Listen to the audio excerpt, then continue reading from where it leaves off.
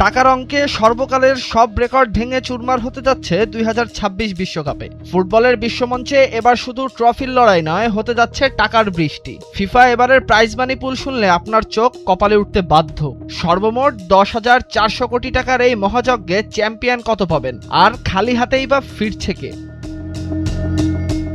মাঠে বল গড়ানোর আগেই কোটিপতি দলগুলো। 2026 বিশ্বকাপে শুধু পা রাখার জন্যই প্রতিটি দল পাচ্ছে $2.5 মিলিয়ন বা প্রায় 30 কোটি টাকার প্রস্তুতি ফি। সাথে রয়েছে আরও $10 মিলিয়ন বা 120 কোটি টাকার কোয়ালিফিকেশন বোনাস। অর্থাৎ গ্রুপ পর্বে 3টি ম্যাচ খেলে বিদায় নিলেও নিশ্চিত $22.5 মিলিয়ন, প্রায় 270 কোটি টাকা নিয়ে দেশে ফিরবে প্রতিটি দল। লড়াই যত জমবে, টাকার অঙ্ক তত বাড়বে। প্রথমবারের মতো হতে যাওয়া রাউন্ড অফ 32 থেকে বাদ পড়লেই মিলবে $11 মিলিয়ন বা 132 কোটি টাকা। রাউন্ড অফ 16 থেকে বিদায় নেওয়া দলগুলো পাবে $15 মিলিয়ন বাংলাদেশি টাকা, যা প্রায় 180 কোটি টাকা। কোয়ার্টার ফাইনালিস্টদের জন্য থাকছে $19 মিলিয়ন বা 228 কোটি টাকা। তবে আসল ধামাকা তো ফাইনালের মঞ্চে।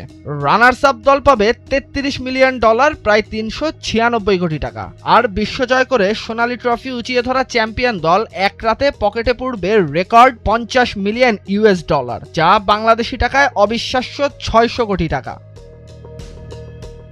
কিন্তু গোল্ডেন বুট, গোল্ডেন বল কিংবা প্লেয়ার অফ দ্য ম্যাচ জেতা সেরা ফুটবলাররা ফিফা থেকে কত টাকা পান? উত্তরটা আপনাকে চমকে দেবে। ফিফা এদের অফিসিয়ালি কোনো ক্যাশ প্রাইজ বা নগদ টাকা দেয় না। হ্যাঁ, ঠিকই শুনছেন। তবে এই ট্রফিগুলোর মহিমাই আলাদা। স্পন্সর কোম্পানি এবং নিজের দেশের ফুটবল ফেডারেশন থেকে এই তারকারা বোনাস হিসাবে পান মিলিয়ন মিলিয়ন ডলার বা শত শত কোটি টাকা।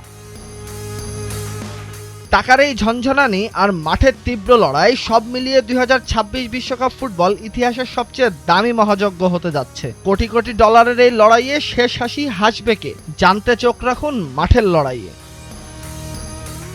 তাহসিনুল বাকি ফাহিম, ভোরের কাগজ।